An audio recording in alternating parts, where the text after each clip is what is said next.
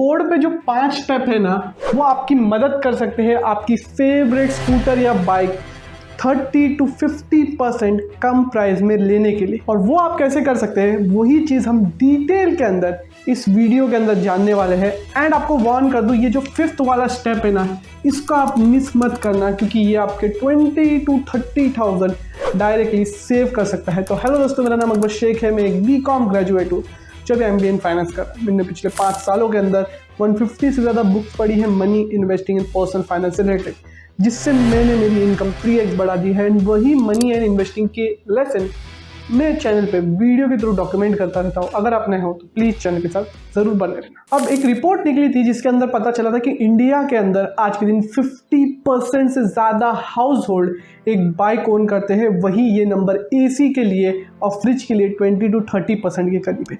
तो हर एक टीनेजर और एक अडल्ट के लिए, मिडिल क्लास के लिए स्कूटर या बाइक लेना एक बहुत ही इंपॉर्टेंट चीज़ हो गई है। तो हम आज के दिन पूरे डिटेल में जानेंगे कैसे आप कम से कम प्राइस में आपकी फेवरेट स्कूटर ले सकते हो। जो हम स्कूटर या बाइक ले रहे हैं उसको नया लेना है, ओल्ड लेना है या लीज पे लेना है।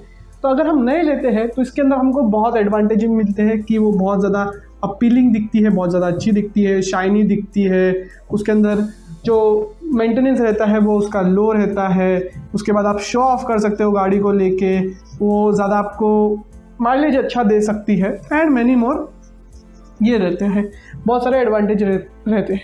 लेकिन एक डिसएडवांटेज ये रहता है कि इसका जो प्राइस है वो कुछ ही सालों के अंदर, मतलब समझो 10 साल के अंदर अपनी 70% वैल्यू खो देता है और शुरू के 3 से 5 सालों के अंदर अपनी 30 to 40% वैल्यू जो है वो कम हो जाती है। अगर आप सिर्फ 1 ईयर्स भी यूज़ करोगे तो उसकी वैल्यू 20% तक डाउन हो जाती है। ये एक डाउन साइड है। मतलब आप शोरूम से बाहर निकालते हो या एक कुछ 6-7 महीना भी यूज़ किया तो आपको 20% डिस्काउंटेड रेट में उसको बेचना पड़ेगा। अब हम ओल्ड की बात करते हैं। ओल्ड में 2 चीज़ें आती है जो आपको ध्यान में रखना है आज के दिन इंडिया के अंदर। पहला है कि आप जो है एक सेकेंड हैंड ले रहे हो, मतलब कोई एक पर्सन है उसने गाड़ी चलाया है वो अभी बेच रहा है, वो ले रहे हो, या फिर आप ऑक्शन से ले रहे हो। सेकेंड हैंड के अंदर आपको लो प्राइस में मिल जाती है, यही सबसे बड़ा एडवांटेज है, डिस्काउंटेड रेट में मिल जाती है। लेकिन बहुत सारे डिसएडवांटेजेस है, जैसे उसके अंदर मेंटेनेंस का खर्चा जो रहेगा वो हाई रहेगा, उसके अंदर कोई प्रॉब्लम रहेगी आपको पता नहीं रहेगी, वो सारी चीज़ें रहेगी। उसका माइलेज शायद अच्छा नहीं रहेगा और वो यूज़ रहेगी, आप इतना ज़्यादा उसके साथ शो ऑफ नहीं कर सकते। इसको कैश में ही लेना पड़ेगा सेकेंड हैंड के अंदर, जो पर्सन से आप ले रहे हो उसको कैश ही देना पड़ेगा। लेकिन ऑक्शन के अंदर आपको वो गाड़ी मिलती है जो किसी ने फाइनेंस पे ली रहेगी लेकिन उसने लोन नहीं चुकाया, जिसको जो फाइनेंस कंपनी है वो जब्त कर लेती है और उसके बाद उसको नीलाम करती है। तो ऐसी बहुत सारी कंपनीज रहती है, वो स्कूटर्स को खरीद लेती है, उसको अच्छे से रिपेयर करके शाइनी बनाती है और उसको फिर लोगों के साथ वापस बेचती है। तो इसके अंदर आपको कम यूज़ हुई अच्छी बाइक्स देखने को मिलती है, डिस्काउंटेड रेट पे देखने को मिलती है, क्योंकि नए बाइक से तो या स्कूटर से तो कम ही प्राइस होगा, ऑब्वियस सी बात है। साथ ही साथ ये आपको बहुत सारी सर्विसेज जो न्यू बाइक के साथ मिलती है, जैसे इंश्योरेंस एंड मैनी मोर, वो भी आपको प्रोवाइड करते हैं। ये आपको कैश या EMI का भी ऑप्शन देते हैं, तो वो भी आपके लिए एक बेस्ट ऑप्शन रहता है। आपको डिस्काउंटेड रेट में EMI पे भी मिल जाती है। तो ये एक स्टेप रह सकता है। यहाँ आपको जो आपकी फेवरेट बाइक रहेगी वो आपको डिस्काउंटेड रेट में, मीन्स नहीं बोल के 20 to 30,000 डिस्काउंटेड रेट पे मिल जाएगी 1 से 1.5 साल यूज़ की हुई। इसके बाद थर्ड ऑप्शन है कि अगर आप एक ट्रैवलर हो, आप किधर जगहों पे आपका ट्रांसफ़र होता रहता है, तो आप बाइक लीज़ कर सकते हो। अभी बाइक लीज़ का भी ऑप्शन इंडिया के अंदर बहुत ज़्यादा अवेलेबल हो गया है, जहाँ आपको उसके लिए एक डिपॉजिट अमाउंट करना पड़ता है, उसके बाद आपको मंथली जो है पे करना पड़ता है, जिसके अंदर सर्विसिंग एंड मेनी मोर चीज़ें वो करते हैं। बहुत सारे कम सिटी के अंदर अवेलेबल है, कार्स के लिए बहुत ज़्यादा है, लेकिन स्कूटर के लिए भी अभी धीरे धीरे बहुत सारे लोग करने लग गए हैं।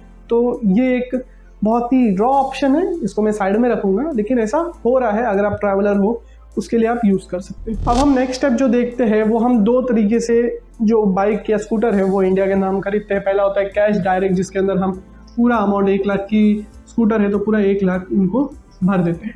इसके अंदर आपको कोई झंझट नहीं रहता है, बहुत सारे डिस्काउंटेड ऑफर मिलते हैं। अगर आप दिवाली दशहरे में ले रहे हो तो आपको बहुत सारे ऑप्शन, डिस्काउंटेड ऑप्शन भी आपको देखने को मिलते हैं। नेक्स्ट होता है लोन।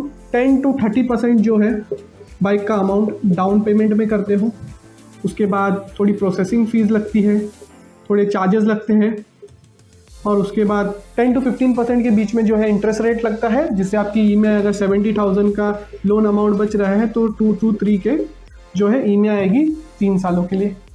ये जो सिंपल सा फंडा है, तो आप लोन पे भी ले सकते हो, डायरेक्ट कैश पे भी ले सकते हो। डीलरशिप के थ्रू लोन लेते हो, उनके थ्रू लोन लेते हो तो आपको 10 to 15 to 16% तक भी इंटरेस्ट रेट देखने मिलते हैं। लेकिन अगर आप अपने खुद के बैंक के थ्रू जाते हो तो यही चीज़ आपको 8 to 12% के बीच में देखने को मिलती है, जो लो इंटरेस्ट रेट है। हमारी खुद की जो बैंक्स है, मेरी कोटक, एसबीआई, वो ऐसा ऑप्शन देती है अगर आपको बाइक चाहिए या कार चाहिए तो वो खुद लोन प्रोवाइड करती है, जिसके अंदर जो इंटरेस्ट रेट रहते हैं वो ऑब्वियसली जो मार्केट के इंटरेस्ट रेट रहते हैं उससे कम देते हैं। ये चीज़ आप करके देख सकते हो, आपके बैंक के थ्रू जाके बात कर सकते हो। यहाँ आप अपने 3 से 4% के करीब बचा सकते हो, जो लॉन्ग टर्म के अंदर आपके 10 to 12,000 बचा सकते हैं 3 सालों के बीच में, या इससे भी ज़्यादा बचा सकते हैं।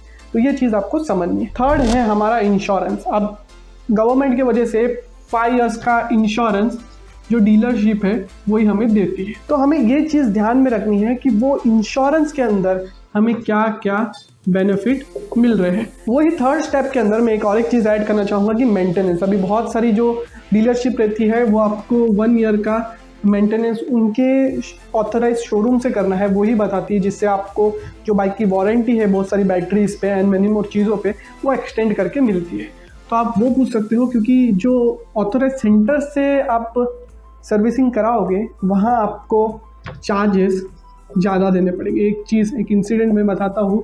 2016-17 में मेरे दोस्त ने एक एक्टिवा ली थी और नई एक्टिवा उनके डैड ने दिलाई थी, तो हम लोग दोनों मिलके ऑथराइज सेंटर पे गए थे सर्विसिंग कराने के लिए। तो वो सर्विसिंग वाले ने हमें चूना लगा दिया, ये ऐड करो, ये ब्लशिंग करवाओ, शाइनी हो गए एंड मैनी मोर चीज़ें ऐड करवा के जो बिल था हमारा वो 3,000 से 4,000 के बीच का बना दिया। और आज के दिन मैं मेरी स्कूटी की सर्विसिंग कराने जाता हूँ तो मुझे 1,000 to 1,200 के करीब पड़ता है। इतने सालों बाद भी, इन्फ्लेशन के बाद भी मुझे इतने कम में पड़ता है। वो समय पे हमें लूट लिया गया। तो ये सारी चीज़ें आपको देख के करनी है। अगर आपको बोला जाता है कि 1 साल तक वहाँ से करवाओ, उसके बाद आप बाहर से करवा सकते हो, जिससे आपके चार्जेस जो है वो बच सकते हैं। ये जो 33-15 रूल है ना, ये बहुत ज़्यादा इंपॉर्टेंट है। ये आपको बता सकते हैं कि आपकी इनकम कितनी है और आप कौन सी स्कूटर ले सकते हो। अभी मोस्टली जो हमारी स्कूटर्स है वो समझो 1 लाख की, और आपको उसको समझो लोन पे लेना है। ये लोन के लिए ही इम्पॉर्टेंट है। अगर आपको लोन पे लेना है तो 1 लाख की स्कूटर है तो इसका जो 30% रहेगा ना वो आप डाउन पेमेंट करो, मतलब 30 के जो है वो डाउन पेमेंट करो।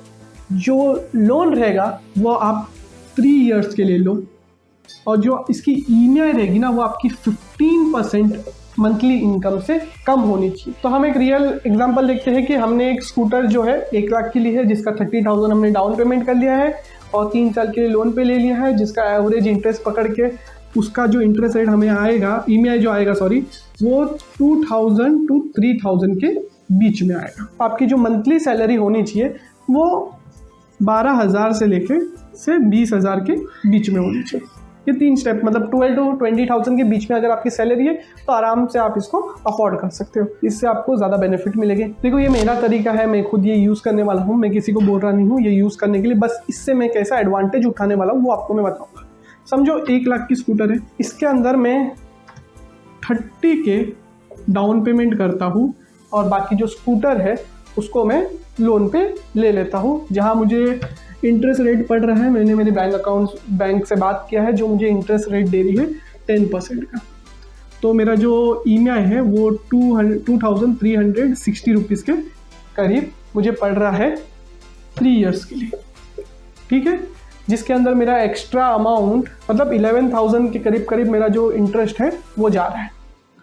तो इसके बाद मैं क्या करूँगा, जो मेरा 70,000 मेरे पास कैश लेने के इतने पैसे थे टोटल कैश लेने के, तो मैं अभी क्या करूँगा 70 के जो है एक म्यूचुअल फंड में या फिर एक बॉन्ड में जो मुझे 15% का इंटरेस्ट रेट दे रहा है उसके अंदर 3 years के लिए लमसम कर दूंगा, ठीक है। 70 के म्यूचुअल फंड के अंदर या बॉन्ड के अंदर 15% रेट पे 3 years के लिए मैं लमसम कर दूंगा, जिससे मेरा ये अमाउंट जो है 3 साल के बाद 6,000 के करीब हो जाएगा, 1,06,000 के करीब हो जाएगा 3 साल के बाद। तो यहाँ से जो मैंने अर्न किया है इसका जो डिफरेंस है वो है 36,000 और मेरा जो इधर इंटरेस्ट गया वो है 11,000। तो मतलब मैंने मोटा मोटा अगर इंटरेस्ट रेट ऊपर नीचे भी होते तो 20 के सेव कर लिए। ये है सिंपल सा फंडा जिससे आप अपने 20 के बचा सकते हो इंटरेस्ट में देने से और एक्स्ट्रा आपको इनकम हो जाएगी। कार के लिए यूज़ करते हैं लेकिन मोस्टली जो मेरे व्यूवर्स है वो अभी कार नहीं ले रहे हैं, वो अभी स्कूटर की तरफ जा रहे हैं, इसलिए मैंने ये वीडियो बनाई थी। विश करता हूँ आपको ये वीडियो अच्छी लगी रहेगी। मैं ऐसे वीडियो चैनल पर लेके आता हूँ, अगर आप नए हो तो ज़रूर ही सब्सक्राइब करना क्योंकि आप में 7% लोगों ने चैनल को सब्सक्राइब किया है, बाकी सिर्फ ऐसा ही वीडियो देख के चले जाते हैं। मिलता हूँ मैं आपसे अगले वीडियो में, तब तक के लिए बाय बाय।